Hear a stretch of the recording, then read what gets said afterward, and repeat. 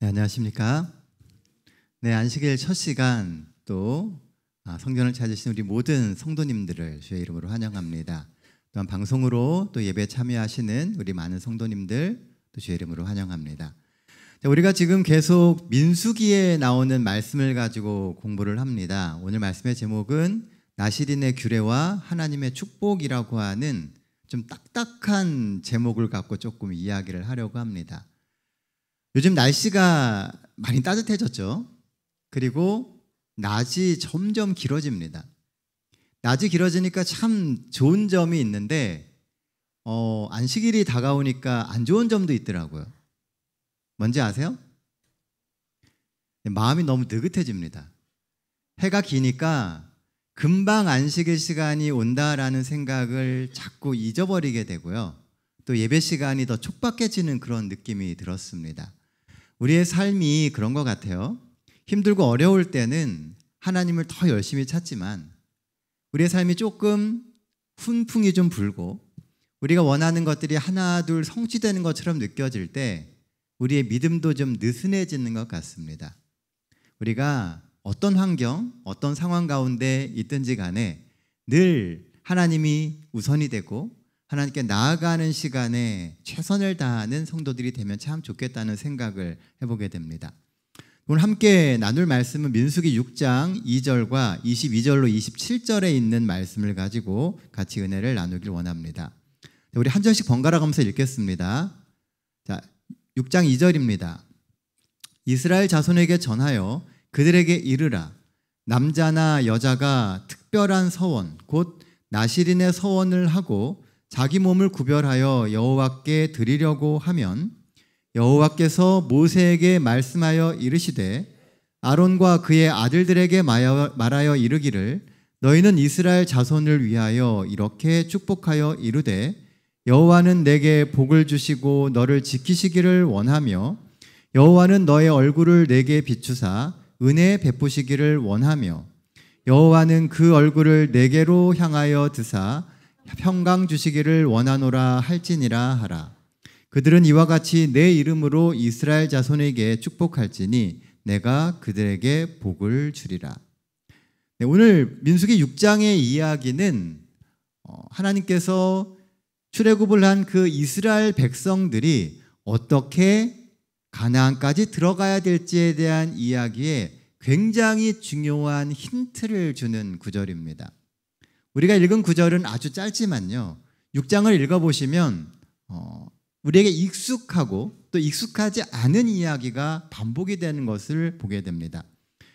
이 민수기 6장에는 나시린에 대한 이야기를 합니다. 민수기 6장은 지난 시간에 우리가 함께 살폈던 민수기 5장과 짝을 이루면서 이스라엘 진영 내부의 죄와 부정의 제거라고 하는 주제를 공유하고 있습니다. 5장에서는 이스라엘의 백성들이 어떻게 그 진영 안에 있는 죄를 제거하고 죄로부터 멀어질 수 있을까에 대한 이야기를 5장에서 이야기를 했었습니다. 그런데 이 6장은요, 5장과는 조금 다른 형식의 이야기를 합니다. 5장에서는 부정적인 것을 없애는 것에 초점이 맞춰져 있다면 6장은 긍정적인 것을 늘려가는 데에 초점이 있다는 겁니다. 그러면서 제시되는 것이 바로 나시린에 대한 거예요. 우리가 하늘에 가기 위해서 준비되는 과정 속에서요, 버려야 될 게 있는 반면에 없던 것을 만들어내야 되는 것이 있다는 겁니다. 그리고 우리의 삶에서 더 증진시켜서 더 많은 부분을 그렇게 만들어야 될 영역이 있다는 거죠. 5장의 이야기는 기존에 있던 것을 버려야 되는 것이고요. 6장의 이야기는 기존에 없던 것을 만들어가는 것입니다. 실제로 이스라엘 백성들이 애굽에서 아주 긴 시간을 살았어요. 400년이 넘는 시간 동안 몇 대에 걸쳐 가지고 애굽에 살면서 말이 좋아 유대인들이죠. 그들은 껍데기만 유대인이고 그 안은 온전히 애굽 사람들이 되어 있었습니다. 그래서 그들의 삶에는 죄인지도 모르고 살아가고 있는 수많은 부정한 죄들이 가득 차 있었습니다. 그래서 출애굽을 하자마자 이 백성들은 뭐부터 해야 돼요? 그 습관을 버리고 그리고 죄로부터 멀어지는 연습을 해야 된다는 겁니다. 그리고 멀어지고 비워놓고만 끝나는 것이 아니고요. 그 빈자리에다가 긍정적인 좋은 것을 채워 넣어야 한다는 겁니다. 그리고 오늘 본문은 그 긍정적인 것으로 나실린이라고 하는 것을 제안해주고 있다는 겁니다. 나실린은 히브리어로 구별된 자, 바쳐진 자라고 하는 의미를 가지고 있는 뜻입니다. 자, 여러분들이 아시는 나실린은 어떤 사람이 있습니까? 네, 삼손 있죠. 그런데 그 나실린이 좋은 구별된 사람이었습니까? 실패한 사람이었습니까? 실패한 사람이죠. 나실린으로 구분되는 많은 사람들이 있지만 사실 모든 사람이 구별되어서 성공하지는 않는다는 겁니다. 그럼에도 나실린이 되고자 하는 도전들이 반복적으로 필요하다는 거예요. 일반적으로 서원을 통해서 일정한 기간 동안, 평생이 될 수도 있고요. 특정 정해진 기간 동안에만 나실린으로서 자신을 구분할 수도 있다는 것입니다. 그렇게 규율을 지키면서 하나님께 헌신하는 사람들이 나실린이었습니다. 나실린은 자신이 자발적으로 하는 경우도 있었고요. 부모가 자녀를 위해서 서원하는 경우도 있었습니다. 그러다 보니까 어떤 나실린은 내가 원하지 않더라도 나실린이 돼야 되는 경우가 생겨요. 그런 사람들은 주로 많이 실패합니다. 반면에 본인이 자발적으로 자신의 삶을 구별하는 나실린이 되었을 때에는 실패할 확률이 적다라고 하는 것이죠.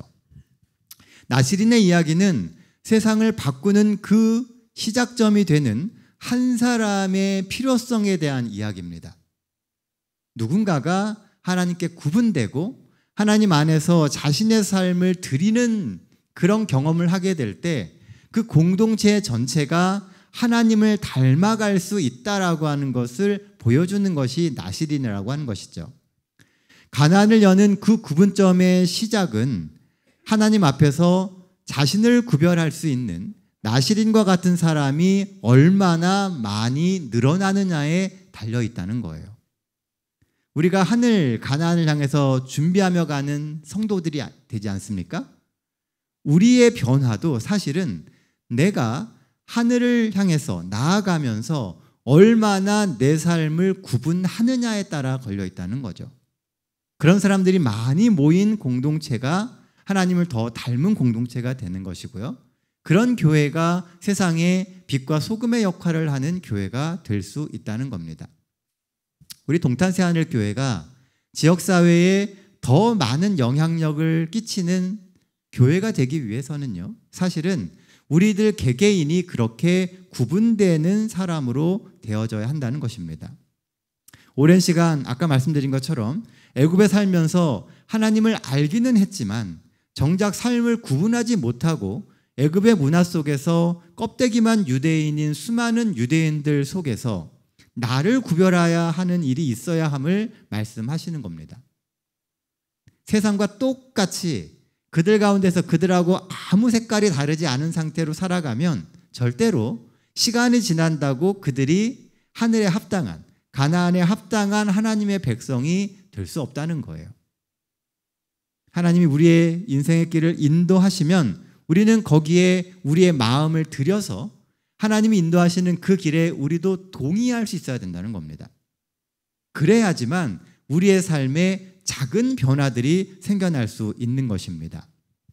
물론 오늘날에는 이 구약에 있었던 나실린 제도와 같은 제도는 존재하지 않습니다. 어느 누구도 우리를 의도적으로 구분시키지도 않고요. 우리가 또 그런 서원도 잘 하지 않습니다. 하지만 나실린의 개념은 우리에게 영적인 교훈을 준다는 것을 잊어서는 안 됩니다.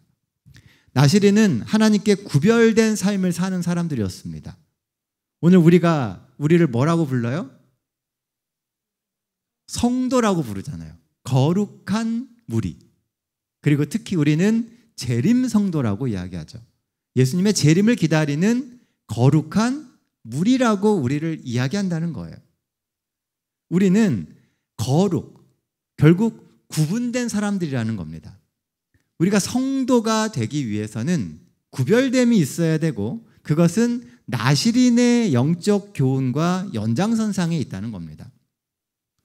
현대를 살아가는 기독교인들도 세속적인 것을 멀리하고 하나님께 헌신하는 거룩한 삶을 살아가야 합니다. 성경에 보면 나실인은 포도주와 시체를 멀리했다라고 이야기를 해요. 이러한 구분은 죄된 환경 가운데서도 어떻게 해서든지 자신의 거룩을 지켜내려고 하는 의지를 가진 영적인 투쟁을 의미합니다.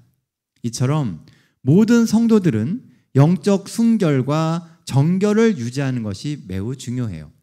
그런 의미에서 오늘 우리가 본문에서 생각해 볼 수 있는 첫 번째 기별은 영적인 순결을 유지하라는 것입니다. 물론 우리는 나실인은 아닙니다. 그러나 하나님 앞에서 성도로 살기로 결심한 거룩한 무리라고 하는 것을 잊어서는 안 됩니다. 성도는 자신의 삶을 구분한 사람이지 세상 가운데서 막 사는 사람들은 아니지 않습니까? 우리가 하나님을 믿습니다. 하나님의 자녀가 되었습니다 라고 이야기할 때 세상 가운데서 내가 뭔가 나의 삶을 구분해서 하나님께 나아가는 삶을 살겠다라고 하는 그런 믿음의 고백을 하는 사람들이 성도라고 하는 것입니다. 그러므로 우리는 구별된 삶을 살려고 노력해야 합니다. 삶의 많은 순간에서 우리의 욕심과 욕망을 따라 살기보다는 하나님의 뜻을 성취하는 삶을 살려고 노력해야 합니다. 민수기 6장 2절은 이렇게 이야기를 해요. 이스라엘 자손에게 전하여 그들에게 이르라.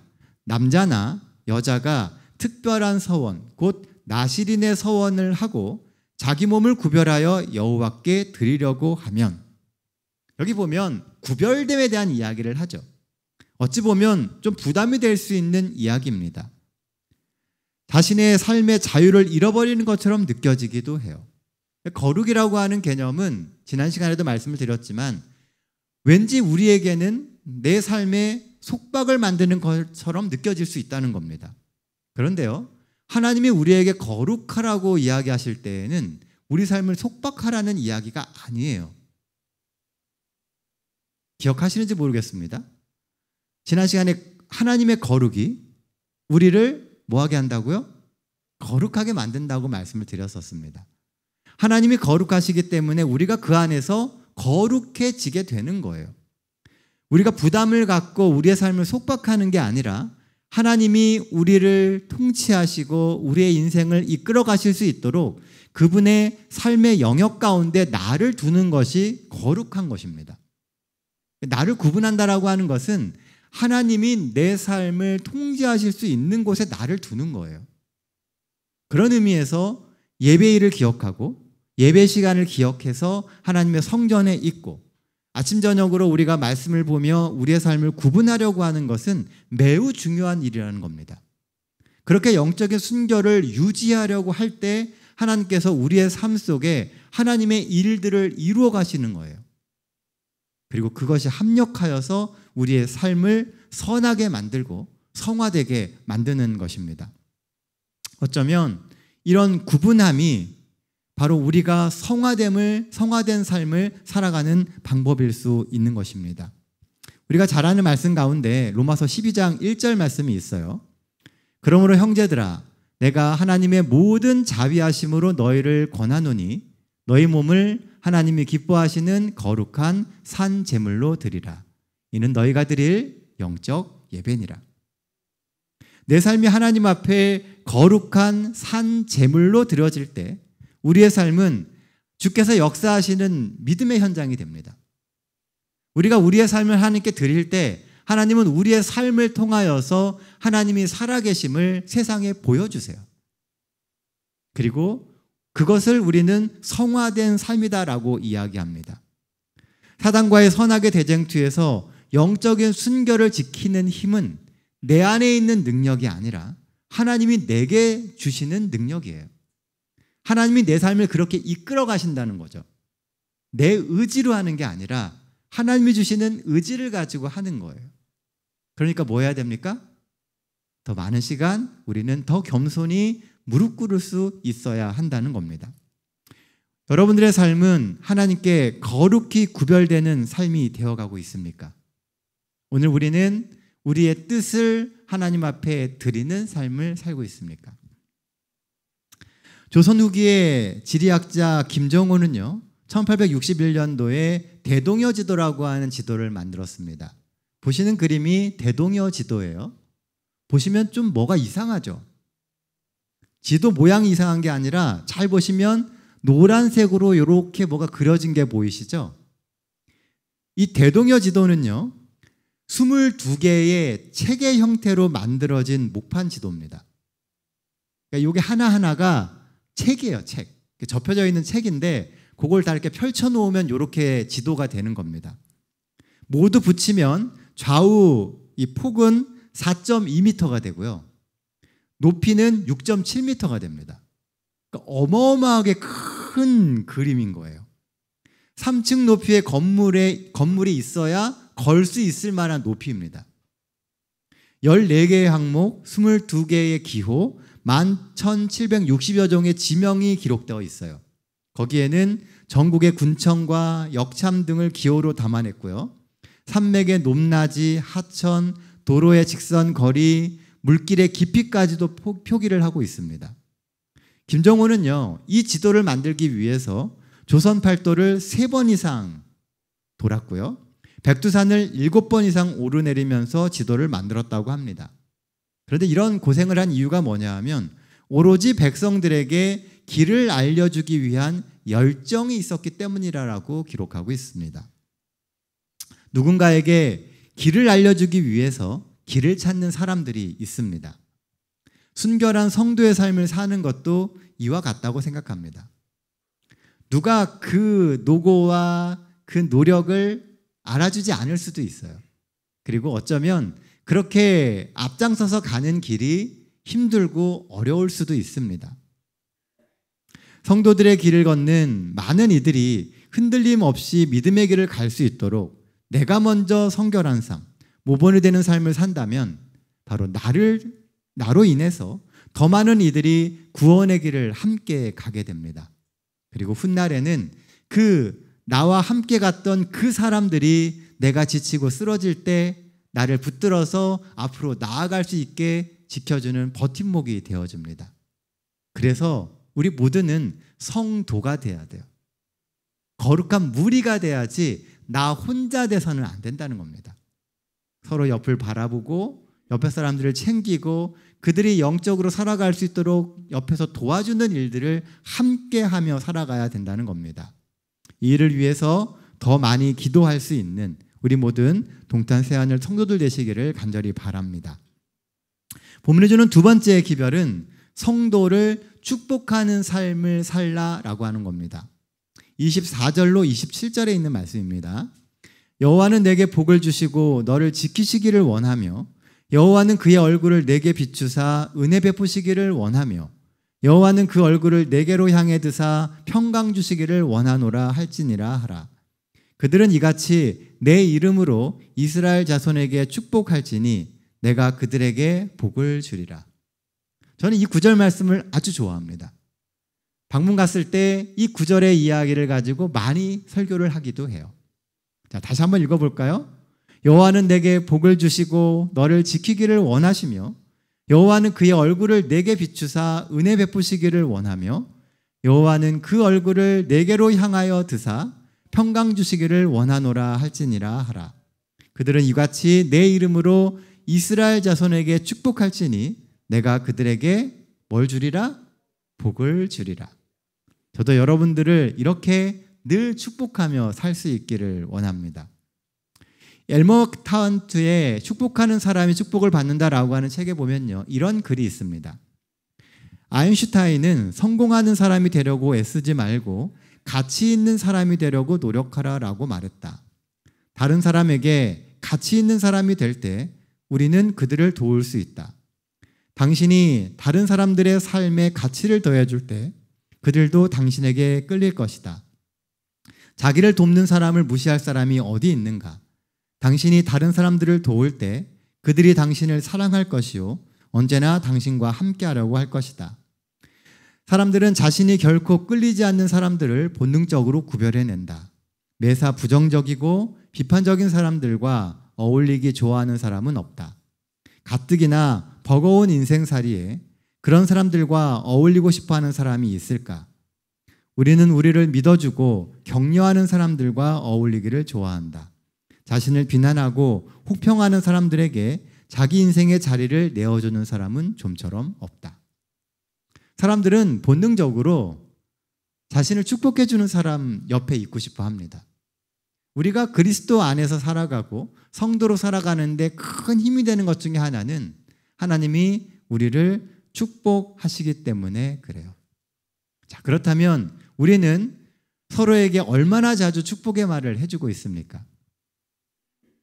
여러분들의 가족들에게 여러분들은 축복의 말을 많이 하십니까? 아니면 비난의 말을 많이 하십니까?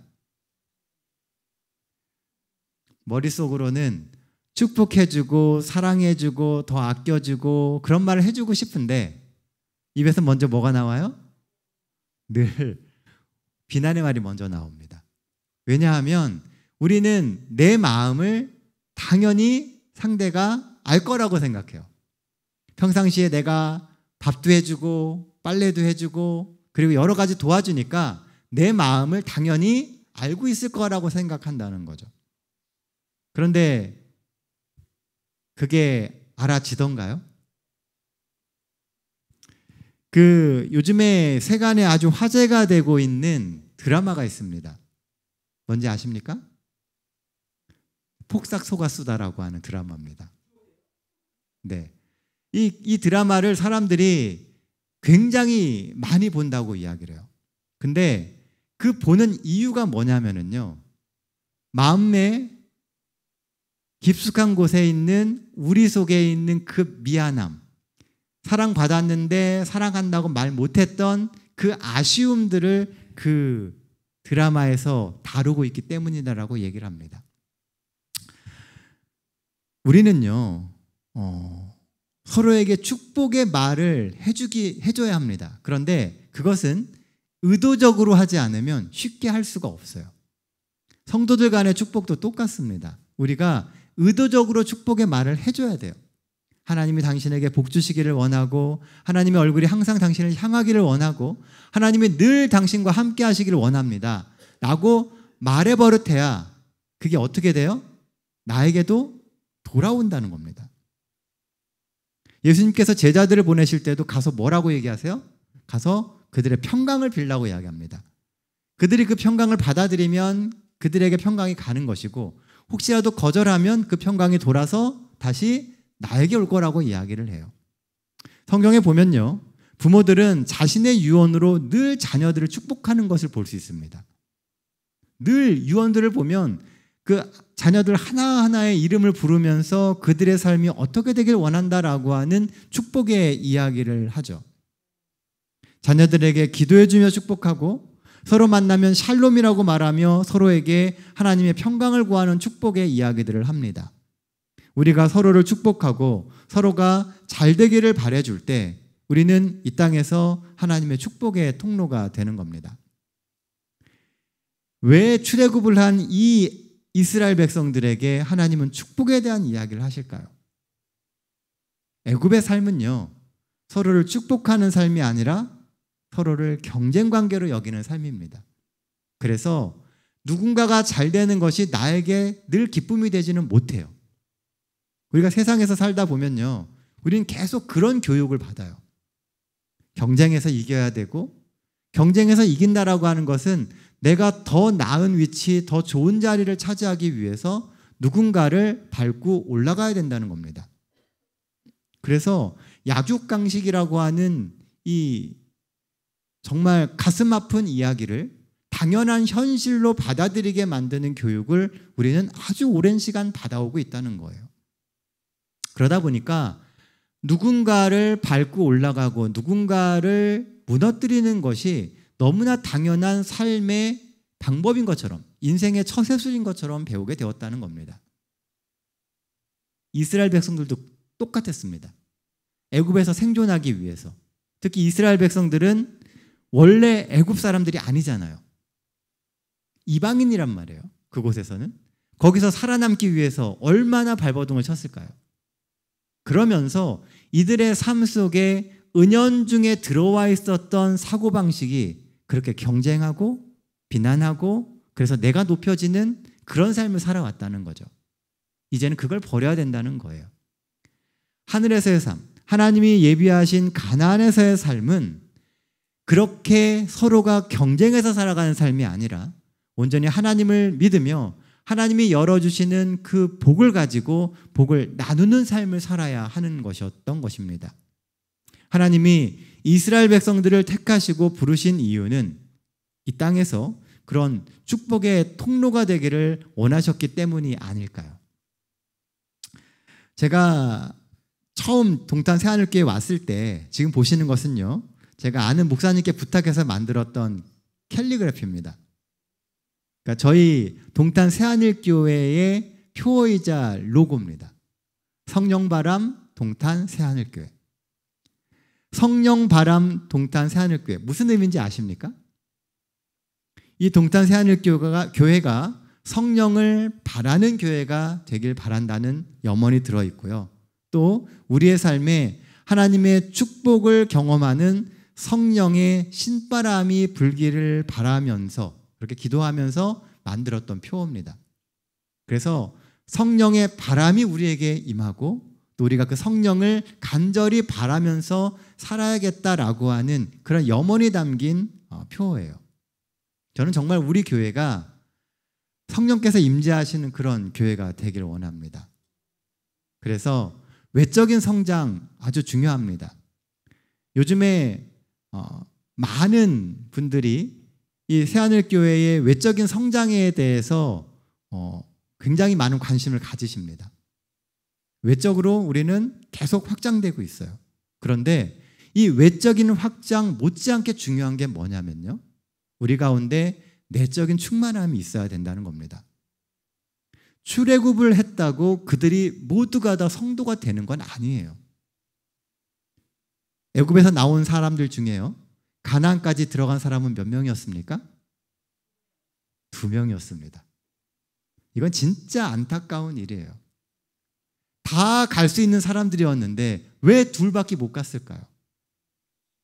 모두가, 대부분의 사람들이 가나안의 사고방식, 하나님께서 우리에게 살아가라고 하시는 그 삶의 방식을 선택하지 않았기 때문입니다. 그들이 그 길을 선택했다면 모두가 다 가나안에 갈 수 있었어요. 그리고 가나안까지 가는 그 길이 40년이나 걸리지 않을 수도 있었습니다.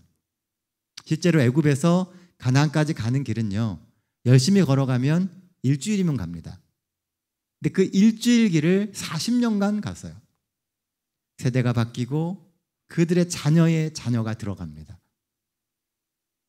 어쩌면 오늘 우리가 가고 있는 이 신앙의 여정이 굉장히 힘들고 어려울 수도 있습니다. 하지만요, 하나 확실한 것은 우리가 하나님 편에 서 있다면 우리의 구원은 보장되어 있다는 거예요. 하나님은 우리가 복받기를 원하시고요, 우리가 하나님 안에서 충만해져서 하늘의 복을 누리기를 하나님은 원하십니다. 그 약속을 주셨어요. 우리는 그 약속을 붙들고 늘 하나님과 동행하는 삶을 살면 됩니다. 옆에 있는 성도들을 축복해 주시고 서로가 서로의 힘이 되어 주시기를 부탁드립니다. 오늘 이 시간 우리의 삶에 성령의 충만한 임재가 있기를 바랍니다. 서로가 서로를 축복하고 서로가 서로를 세워주며 서로를 붙들어주고 이끌어주어서 우리 모두가 하루하루 구원에 더 가까이 나아가는 믿음의 진보가 있게 되기를 간절히 소원합니다. 우리 각자를 거룩하게 구별하며 주 안에서 조금 더 영적으로 성별되는 삶을 살려는 그런 결심을 우리 모두가 이 시간 할 수 있게 되기를 간절히 바랍니다. 그래서 이 안식일, 또 돌아오는 새로운 한 주, 하나님 주시는 축복과 인도하심으로 행복함을 누리는 우리 동탄 새하늘교회 모든 성도들 되시기를 간절히 바랍니다. 하나님이 이 안식일 우리를 찾아와 주셨습니다. 이제 그분을 마음에 모시고 우리가 진실한 마음으로 하나님께 나아가는, 그래서 하나님이 주시는 새 힘을 얻게 되는 이 귀한 안식일 되시길 간절히 바라며 오늘 말씀 마치도록 하겠습니다.